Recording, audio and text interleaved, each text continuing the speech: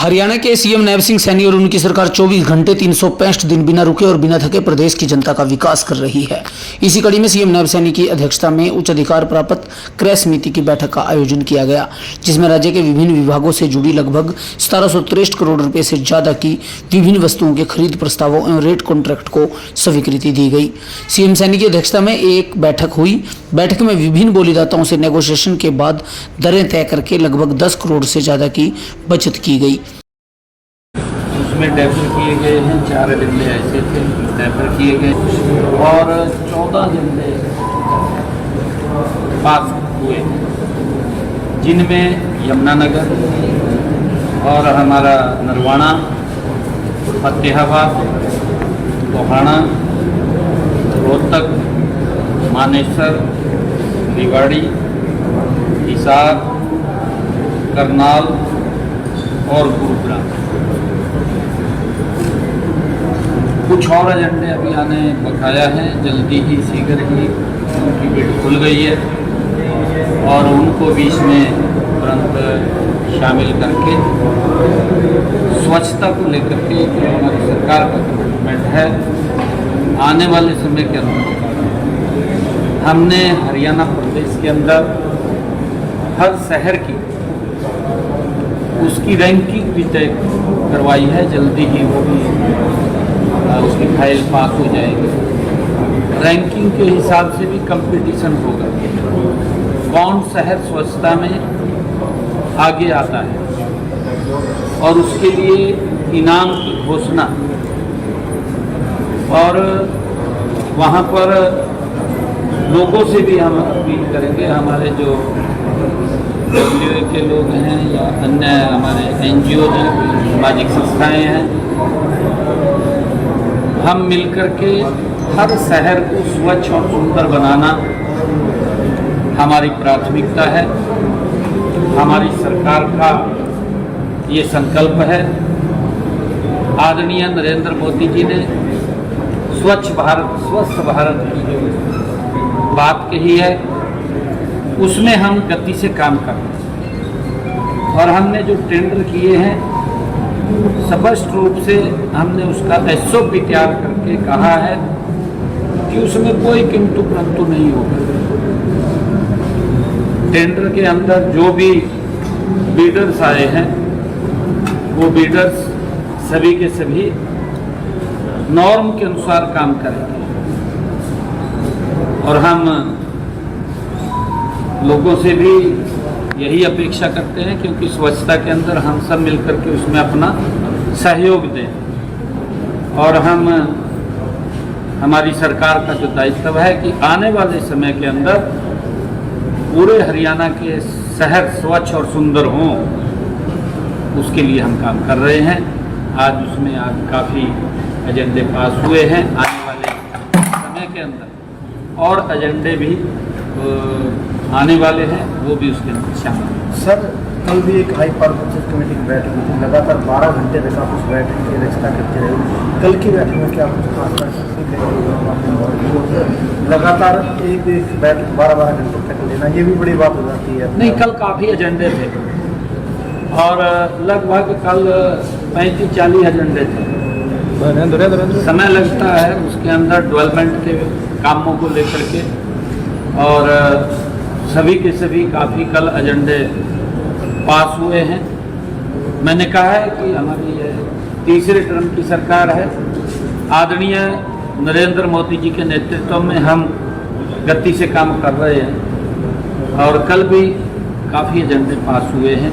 आज हमारे स्वच्छता को लेकर के जो शहरों के स्थानीय यूएलपी के एजेंडे थे, वो आज पास हुए। सर, एक राहुल गांधी लगातार ये कह रहे हैं कि वोट चोरी कर ली, और इसके साथ साथ वो ये भी कहते हुए नजर आए, जैसे ईसीओ हरियाणा की तरफ से उनको एक जो नोटिस भेजा गया उसको लेकर वो कहते नजर आ रहे हैं राहुल गांधी को चुनाव आयोग के सामने जाना चाहिए। और वो ये भी कह रहे हैं सर इसमें कि सवाल का जवाब सवाल नहीं होता, सवाल का मतलब जवाब देना होता है। देखिए, मैं ये कहना चाहूँगा,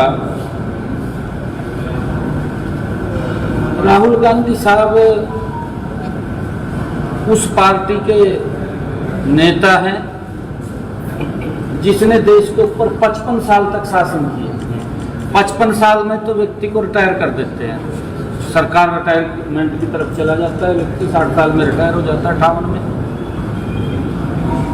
उसका नेतृत्व राहुल गांधी कर रहे हैं। मैं ये मानता हूं कि जो वो मुद्दे उठाता है वो बालक बुद्धि के मुद्दे हैं।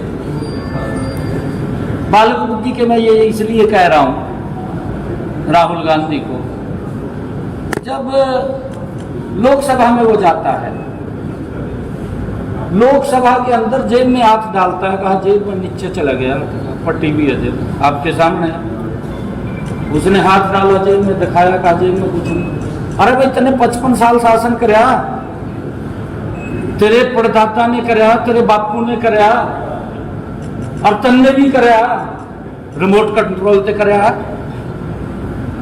अब अगर 55 साल के अंदर भी तेरी जेब खाली है, जेब पट्टी भी उसमें कुछ नहीं है, फिर उसका जिम्मेवार तो राहुल गांधी और कांग्रेस पार्टी है। लोगों को तो काम चाहिए, लोग चेहरा नहीं देखते, लोग काम देखते हैं।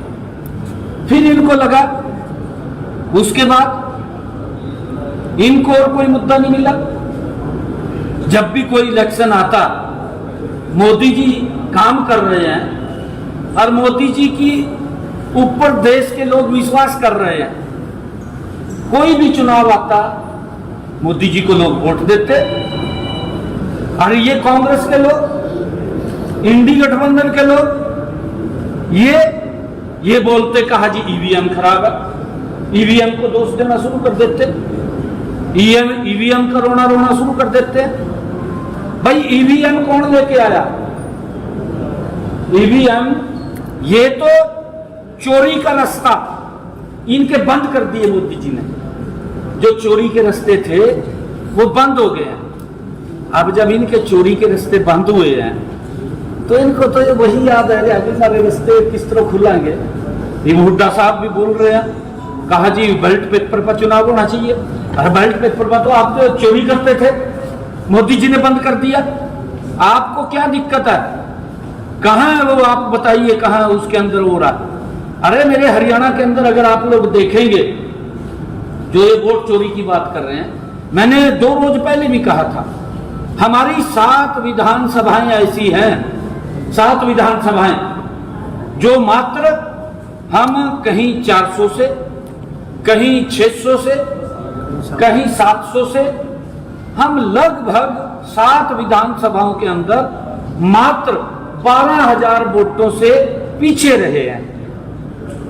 और कांग्रेस भी जो जीतती है वो मात्र कहीं 300 वोटों से जीतती है, कहीं 500 वोट से जीतती है, कहीं 700 वोट से जीतती है। अरे भाई आप चुनाव आयोग के ऊपर उंगली उठा रहे हैं, आप तो इस संविधान का अपमान कर रहे हैं, इस लोकतंत्र का कांग्रेस अपमान कर रही है।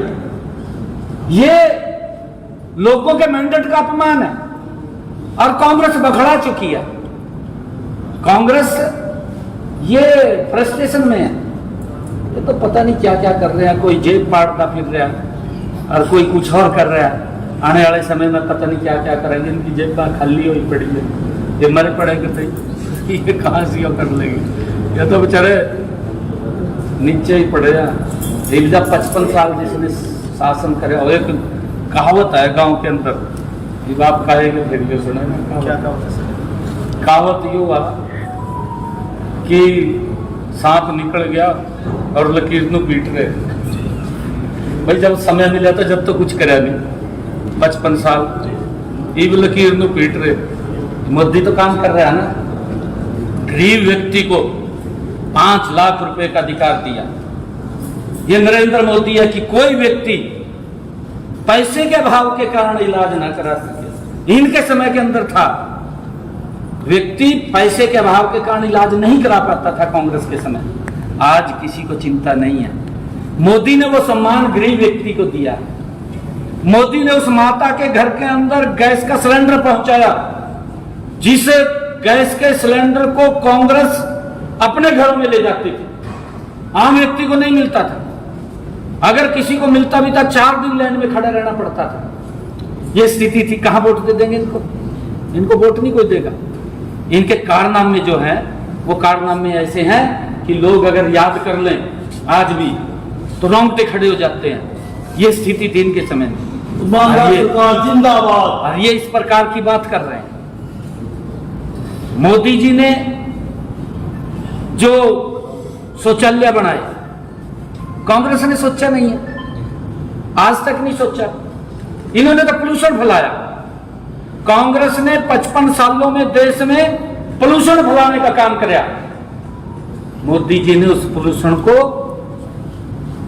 शुद्ध करने का काम किया है 11 वर्षों के अंदर। सर हरियाणा कांग्रेस कहती थी कि पहले ईवीएम खराब थी, अब कह रहे हैं कि वोट चोरी हुए। हुआ क्या है हरियाणा में सच्चाई में? कांग्रेस मरी पड़ी है। कुछ नहीं होया, कांग्रेस मरी पड़ी है। मुद्दा भी नहीं है, कांग्रेस के पास मुद्दा नहीं है।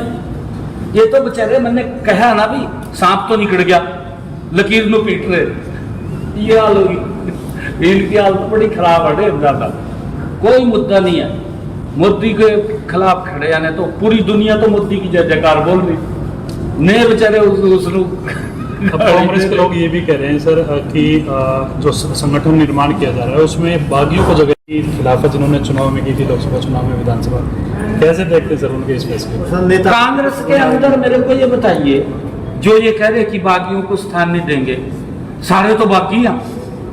वहां शुद्ध कौन सा? शुद्ध तो एक भी नहीं है। उड्डा साहब भी बागी है, उड्डे का बेटा भी बागी है, सारे बागी हैं एक दूसरे। ये कमाल करती है। रणदीप सुरजेवाला बागी है।